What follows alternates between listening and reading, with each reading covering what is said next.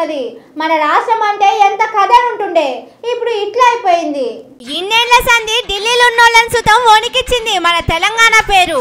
ఏ లెక్కల తీసుకున్నా మనను గొట్టేటోడే లేకుండే, కానీ ఇక మన తెలంగాణ పేరు ఇనిపించుడు కట్టమే ఉన్నది. తెలంగాణలో కారు పార్టీలకు ఒక్క ఎంపీ సీటు సుతం రాలేదు. బీజేపీ వాళ్ళు షెయి పార్టీలకు షెరో 8 సీట్లు వచ్చినాయి. కానీ వీళ్ళు ఎన్నడన్నా తెలంగాణ గురించి మాట్లాడిన రానుల్లా. తెలంగాణ అని చెప్పుకుంటానికే నాదాన అయ్యేటిది వాళ్ళకు. ఇక మనకు రావాల్సిన పైసలు, మనకు రావాల్సిన కంపెనీల గురించి ఎట్లా మాట్లాడతారు? కాళేశ్వరానికి పైసలు అడిగే, కాజీపేట కోచ్ ఫ్యాక్టరీ సుతం అడగలే. ఏం కొట్లాడినా కారు పాటోళ్లే అటో ఇటో తిప్పల పడ్డరు. కానీ ఇప్పుడు వాళ్ళకు మొత్తానికే గుండు సున్నా పెట్టి ఇంట్లో కూసోబెట్టిండ్రు పబ్లిక్. మరి ఇప్పుడు ఢిల్లీలో మన గోసలు ఎవరు మాట్లాడతారనే ముచ్చట మీదనే మస్తు బాధ అవుతున్నది. ఈ పక్క రాష్ట్ర పొల్లు ఆ పక్క రాష్ట్ర పొల్లు ఢిల్లీ పార్టీలకు సురుకు పెట్టి వాళ్ళ దగ్గరి పార్టీలకు ఓట్లేసిండ్రు. కానీ మనం మొత్తం ఢిల్లీ పార్టీల చేతులనే పెడితిమి. మరి చూడాలే పూ పార్టీలు షెయి పార్టీలు ఎంతగానో కొట్లాడతారో, ఎన్ని పైసలు చేస్తారో. కానీ మొదటి సందే లేనిది ఇప్పుడు రమ్మంటే ఎట్లొస్తుంది చెప్పుండ్రి. మార్కెట్లో ఒక కంపెనీకి మంచి పేరుంటే దానికి డూప్లికేట్ తయారు చేసి చాలా మంది దొంగ బేరం చేస్తారు. Same to same original brand లెక్కనే ఉందనిపించేటట్టు మాయ చేస్తారు. కానీ సర్కార్ వాళ్ళే అసలు మాయలు చేసి మీదికెళ్ళి కేసులు పెట్టుడు ఎన్నన్నా చూసినామా చెప్పుండ్రి. కానీ తప్పు చేస్తే ఎన్నొద్దులుంటది, ఎన్నడో నాటికి బయట పడుతుంది కదా. రేవంత్ సార్ కదా సుతం అదే అయింది. సీఎం కుర్చీలో కూసున్నోళ్లకు ఎంత పెద్ద ఆలోచన ఉండాలి. ఏదైనా పని మొదలుపెట్టే ముంగట ఎంతమందిని మంచి చెడు అరుచుకోవాలి. కానీ మన రేవంత్ సార్కు ఆ సోయి లేనట్టుంది. లోగో మారిస్తే ఎట్లుంటది అని లేని తేనె తుట్టెను కదిలిద్దామనుకున్నాడు. అందుకని ముందగాల ఆర్టీసీ లోగో మారుస్తున్నామని వార్తలు పుకారు చేపించి వాళ్ళ మనుషులతోని ఒక లోగో చేపించిండు. వాళ్ళ టీవీ ఛానళ్ళు యూట్యూబ్ ఛానళ్ళు ఉంటాయి కదా, అందులో వార్తలు వేపించిండ్రు. వాళ్ళ పాటోళ్ళు సోషల్ మీడియాలో పెట్టిండ్రు. ఇది చూసిన తెలంగాణ జనాలు ఊకుంటారా? తిట్టిన తిట్టు తిట్టకుండా పొట్టు పొట్టు తిట్టుడు మొదలుపెట్టి కథ కుదిరేటట్టు లేదని బాణం ఉల్టా తిప్పిండు రేవంత్ సారు. కారు పార్టీ మనుషులే సర్కారును బదనాం చేయనీకే ఇట్లా చేసిండని కొత్త కథ షురు చేసిండు.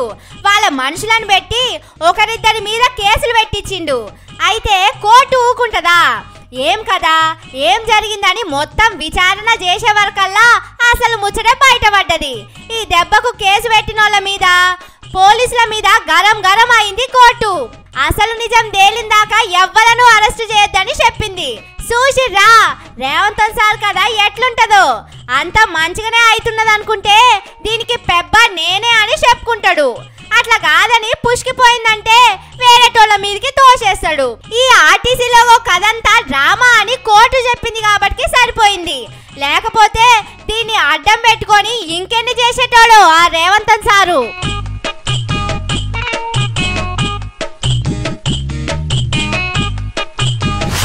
ఒక మంచి ముచ్చట చెప్తున్నా మంచిగా నుండ్రి. ఎప్పుడు ఎవలను తక్కువ చేసి మాట్లాడొద్దు, ఎక్కిరియొద్దు, లేనిపోని మాటలు అనొద్దు. మన తాన ఏదో ఉన్నదని ఎగిరెగిరి పడొద్దు, ఉరుకులాడొద్దు. ఎందుకంటే ఎల్లకాలం అన్ని ఒక్క తీరులో ఉండయి, ఎన్నడో నాడు ఉల్టా పల్టా అవుతాయి. ఎంత ఎగిరినామో అంతకంటే ఎక్కువ ఎల్లెలకల పడాల్సి వస్తుంది. ముచ్చట్లు మంచిగానే ఉన్నాయి కానీ ఇప్పుడెందుకు చెప్తున్నావు అని చూస్తున్నారా? ఈ వార్త చూడండి మీకే తెలుస్తుంది. పాపం తాగేటోళ్లకు పెద్ద కోసే వచ్చింది పోండ్రి. నవ్వేటోళ్ళ ముంగల జారిపడట్టే అయ్యిందని మస్తు బాధపడుతున్నారు. మొన్నటిదాకా పక్కపంటి రాష్ట్ర పోలను ఎక్కిరిచ్చిన వాళ్ళు ఇప్పుడు మన బతుకులు ఇట్లయిపోయానని అంటున్నారట. కొందరికైతే ఏడుపొక్కడే తక్కువ ఉన్నదట. పక్క రాష్ట్రంలో అప్పట్ల జగన్ సారు సీఎం కాగానే పాత కంపెనీల మందు తీసేసి కొత్త కొత్త కంపెనీలు పట్టుకొచ్చిండు. ఇక బీర్లలోనైతే ఎవరికి తెలవని సీసాలు తీసుకొచ్చిండు. ఆయాల పక్క రాష్ట్ర పోలను చూసి చాలా మంది తెలంగాణ వాళ్ళు ఎక్కిరిచ్చిరాలను. కానీ రేవంత్ సారు ముఖ్యమంత్రి కాగానే వాళ్ళే మనలో ఎక్కిరిచ్చే కథ చేసిండు. మన దగ్గర సుతం కొత్త రకం బీర్లను కొత్త రకం మందును తీసుకొచ్చిండు సారు. మనోళ్లకు అలవాటు ఉన్న మందు కంపెనీలు కాకుండా కొత్త మందు పట్టుకొస్తున్నారు. ఈడికే 5-6 తీర్ల బీర్లు పట్టుకొచ్చిర్రు. మనోళ్ళు ఎక్కువ తాగే బీర్లకు బందు పెట్టి కొత్త కంపెనీలు తయారు చేసిన దబాంగు, హంటరు, లే మౌంట్, 10,000, బ్లాక్ ఫోర్ట్, హుడ్ ఫ్యాకరు, బిర్యానీ, మ్యాంగో బీర్ అని ఇట్లా ఎక్కడెక్కడియో బీర్లు పట్టుకొచ్చి అమ్ముతున్నారు. ఎన్నడు చూడని మందు పట్టుకొచ్చిరని మందు దుకాణానికి పోయిన అన్నలు పరిశాన్ అవుతున్నారు. మరి పాత మందుకు నోరు అలవాటు పడే ఇప్పుడు ఇవన్నీ తీసుకొస్తే ఎట్లా అని మస్తు బాధపడుతున్నారు. రేవంతం సారు మార్పు అంటే ఇంకింత మంచి బీర్లు తెస్తాడు కావచ్చు అని అనుకున్నాం గానీ ఇట్లా బేకారు బీర్లు తెస్తాడు అనుకోలేదని చెప్తున్నారు. పక్క రాష్ట్ర పోలను ఎక్కిరించినందుకు ఇప్పుడు మన నాలుకకు కూడా రుచి లేకుండా పోయిందని బాధలో పోయి ఇంకో 4 బీర్లు ఎక్కువనే తాగుతున్నారట.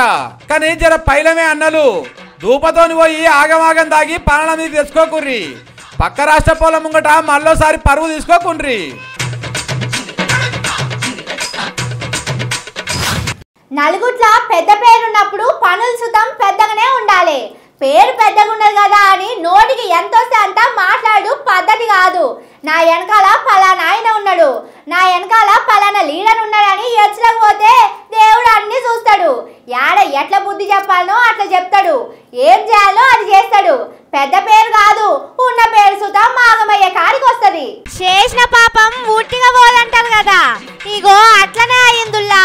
సినిమా యాక్టర్ పని చేసి ఎంపీ అయిన కంగనా మేడానికి అప్పట్లో మోడీ సార్ సర్కారు రైతన్నలను తిప్పల పెట్టే 3 నల్ల చట్టాలు తెచ్చే కదా, వాటిని బంద్ పెట్టాలని వ్యవసాయం చేసేటోళ్ళు చాలా మంది ఢిల్లీలో లొల్లి చేసిండ్రు, చాలా మంది చచ్చిపోయిండ్రు.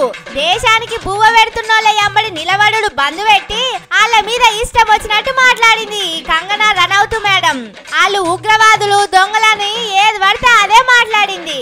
నేను బీజేపీ తోడు ఉన్నా, నన్ను ఎవరు ఏమనుకుంటారని అనుకున్నది కావచ్చు.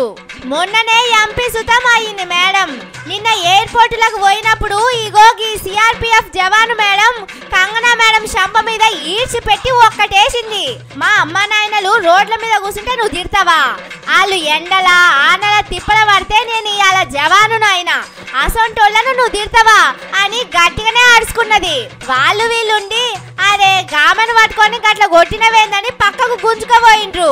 రైతులను తిడితే ఊకుంటానా, అందుకే కొట్టిందని పోలీస్ మేడం చెప్పింది.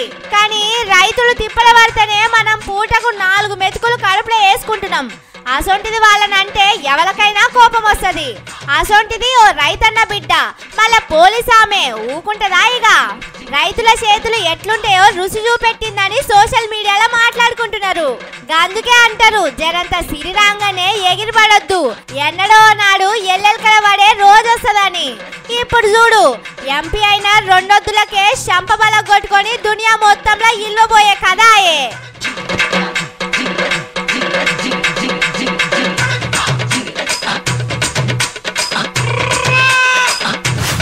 అదంతా అప్పుడండి, ఇప్పుడు నేను మారిపోయానండి అని ఓ సినిమాలో వెంకటేష్ డైలాగ్ చెప్తాడు.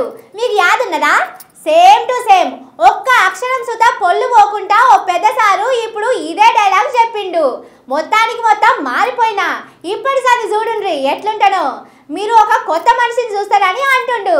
ఇంతగా పెద్ద మనిషి ఎవలో, మారిపోయిన మహానటుడు ఎవలో అనే కదా మీ డౌట్. ఇక చూడండి, ముఖ్యమంత్రి అయినాకనే అసెంబ్లీకి పోతానని శపథం పడ్డ చంద్రాల్ సారు నిజంగానే మల్లోపారు ముఖ్యమంత్రి అయ్యిండు. అందరి ఆలోచనలను ఉల్టా పల్టా చేసి బంపర్ మెజార్టీతో గెలిచిండు. అయితే గెలిచినాక లీడర్లను ఆఫీసర్లను కూసోబెట్టి బుద్ధి మాటలు చెప్పిండు చంద్రాల్ సారు. ఇగో మీరు ఇప్పుడు చూస్తున్నది పాత చంద్రబాబును కాదు, నేను అప్పట్లెక్క లేను, మొత్తం మారిపోయినని చెప్పుకొచ్చిండు. 3G ఫోన్ లెక్క కాదు, ఇప్పుడు మొత్తం 5G ఫోన్ లెక్కనే మారిపోయినని చెప్పుకున్నాడు. ఇప్పటి సంది మీకు కొత్తగా కనిపిస్తా, పాలన సుతం కొత్తగా చేస్తానని చెప్పిండు. మొన్నటిదాకా అధికారులు చెప్పినట్టు నడిచిన, కానీ ఇప్పుడు ప్రజాపాలన చేస్తానని, నేను వస్తున్నానని ట్రాఫిక్ క్లియర్ చేసుడు, రోడ్ల మీద బారికేడ్ పెట్టుడు బంద్ చేయాలని రేవంత్ సార్ లెక్కనే చెప్పిండు. పోండ్రి సారు మాటలు మంచిగానే ఉన్నాయి గాని ఇవి ఇన్నాళ్ళ పార్టీలే పరిశాన్లో పడ్డారట. ఇన్నొద్దులు మన కులపోళ్ళంతా ఒక్కటే అన్నట్టు ఉన్నాం. ఇప్పుడు కులపోలందరినీ పక్కకు నూకేస్తాడాయిందని పుగులు పడుతున్నారట. నమ్మి అమరావతి కాడ పెట్టిన పైసలు ఇప్పుడు సుతం ఆగమైనట్టేనా అని బాధపడుతున్నారట. హైదరాబాద్ ను కట్టని చెప్పుకునే మీరు మారిపోతే మన ఏపీలో దాన్ని మించిన ఊరును ఎవరు కట్టాలే సారు అని బాధతోనే అడుగుతున్నారట అక్కడి పబ్లిక్. తెలంగాణలో చంద్రాల్ సార్ శిష్యుడు రేవంత్ సారు మార్పు మార్పు అని చెప్పి ఏందేందో చేస్తున్నాడు. ఇప్పుడు ఏపీలో బాబు గారు సుతము అదే మార్పు మాటెత్తుకున్నాడు. మన తాన ప్రజాపాలన చెప్తేనే ఈ తీరులో ఉన్నది కథ. మరి ఏపీలో చంద్రాల్ సారే మారిపోయినని అంటున్నాడు అంటే ఇంకెట్లా ఉంటుందో అని అక్కడ వాళ్ళు భయపడుతున్నారట.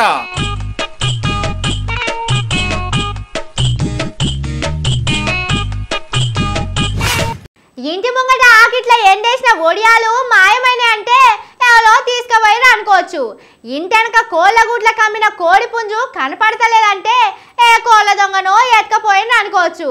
కానీ చుట్టూ పోలీసులు ఉండంగా కెమెరా కళ్ళు చూస్తుండగా పెద్ద పెద్ద తాళాలేసి దాపెట్టిన ఓట్ల మిషన్లకి వెళ్ళి ఓట్లు మాయమైతుండొచ్చునా? అసలు ఇది జరుగుతుందా? కానీ ఏపీలో అయ్యిందట. ఈసారి భాజపా 175 సీట్లు కొడతామని చెప్పిన వైసీపీకి ఓట్ల డబ్బాలు తెరిచినాక చూస్తే కళ్ళు తిరిగినంత పని అయింది.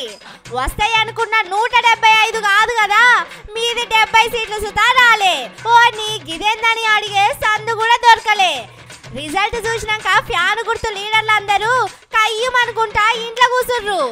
ఒకలో ఇద్దరు ఓట్లు మాయమైనాయి. ఏదో గల్లత్ చేసిర్రు అని మైకుల ముంగట చెప్పిండ్రు. అయితే ఇప్పుడు జనాలు సుతా అడుగుతున్నారు, అరే గిట్లెట్లయింది? మేం సర్కారు ఇచ్చిన పథకాలు పొందినాం, మాకు అంతో ఇంతో జగన్ సార్ సర్కారు ఉన్నప్పుడు ఆసరైంది. మేమందరం జగన్ సార్ పార్టీకే వేసిన ఓట్లు. మేము వేసిన ఓట్లన్నీ ఎటు పోయినాయి? మా ఓట్లు ఎట్లా మాయమైతాయి అంటున్నారు ఏపీ పబ్లిక్. కూటమి పార్టీలు ఏదో మాయ చేసిరు అని గయ్యం అంటున్నారు. ఓ బూత్ లా ఫ్యాన్ గుర్తుకే 90% ఓట్లుంటాయట. ఆ బూత్ లా సైకిల్ గుర్తోళ్లకు ఎక్కడ లేని మెజారిటీ వచ్చిందట. ఏదో కిందికి మీదికి చేసిర్రు, లేకపోతే గిట్లెట్లా అవుతుందని లొల్లి వేస్తున్నారట ఏపీలో కొంతమంది జనాలు. ఒక ఊళ్ళో సగం ఓట్లు సైకిల్ వాళ్ళకు పడ్డా సగం ఓట్లు ఫ్యాన్ గుర్తుకు పడతాయి.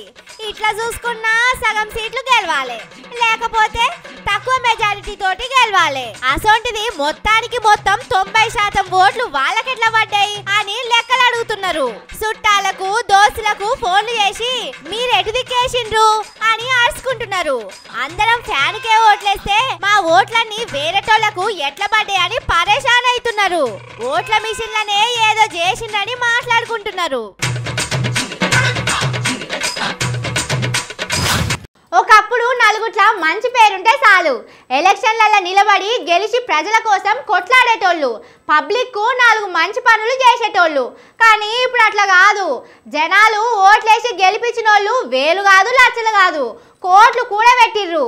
అవి కావన్నట్టు సర్కారే వాళ్లకు మస్తు సౌలతులు ఇవ్వబట్టే. ఇంతకీ ఆ లెవెలు సర్కారు వాళ్ళకిచ్చే సౌలతులేంటి? ఈ వార్త చూస్తే మీకే తెలుస్తుంది. ఓట్ల ప్రచారం అప్పుడు ఇంటి ముంగడికి వచ్చి వంగి వంగి దండం పెట్టగానే అయ్యో పాపం అని ఓట్లేస్తాం. కానీ వాళ్ళ తాకత్ ఎంతుంది, వాళ్ళ ఆందాన్ని ఎంతుందని తెలుసుకోం. ఇప్పుడు గీ ముచ్చట ఎందుకు అంటున్నారా? అయ్యో ఇప్పుడు కాకుంటే ఇంకెప్పుడు మరి?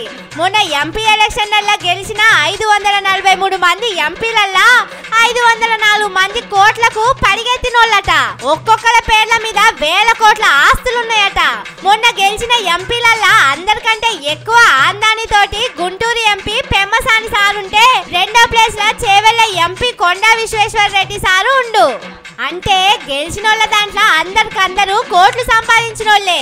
కానీ ఇన్ని కోట్లున్నోళ్లకు మళ్ళీ మీదికెళ్ళి సర్కారోళ్ళు మస్తు సౌలతులు చేస్తారు. ఢిల్లీకి పోతే విమానం ఫ్రీ, ఢిల్లీలో బంగులా ఫ్రీ, తిరిగే కారు సర్కారుదే, పని చేసే మనుషులకు జీతాలు సర్కారే ఇస్తుంది. ఇట్లా చాలా ఉన్నాయి. కానీ సార్లు మీకు ఇంత ఆమ్దాని ఉన్నప్పుడు అన్నిటికీ మళ్ళీ సర్కారోళ్ళే పైసలు ఇవ్వాలని ఎందుకు అడుగుతారు? ఏదైనా మంచి పని చేయాలనిపిస్తే మీ పైసలతోటి చేయొచ్చు కదా, పేదోళ్లకు 100 1000 ఇయ్యొచ్చు కదా అని పబ్లిక్ అంటున్నారు.